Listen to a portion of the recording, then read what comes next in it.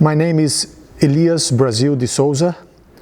I work at the Biblical Research Institute of the General Conference. And I came to this conference to present two devotionals. One of them was a reflection on Psalm 8.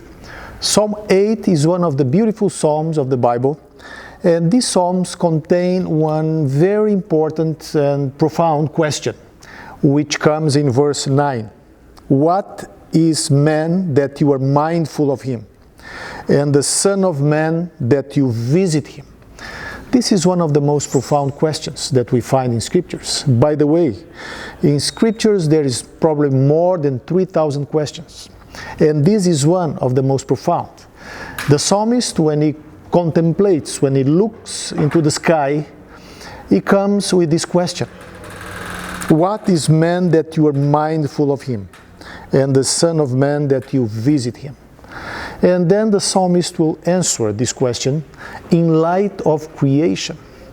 As you know, creation is the foundational theme of the Bible. We can only understand who we are if we understand ourselves against the topic of creation. So, as the psalmist reflects on Psalm 8, in verse 5 he says, "For you have made him a little lower than angels, and you have crowned him with glory and honor." So in light of creation, we are endowed with worth and dignity. You may feel down, you may feel despised, you may feel that people do not value as much as you wanted to. But if you feel like that, read Psalm 8. Who is man that you remember him, said the psalmist. In light of creation, the psalmist concludes, we are worthy of God's attention. And in this psalm, the psalmist reveals three important lessons that we know about God.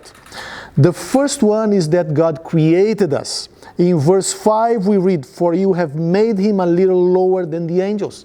Some versions, they translate like angels, but actually the Hebrew text says, "You created him a little lower than God," which means that we are not just anybody.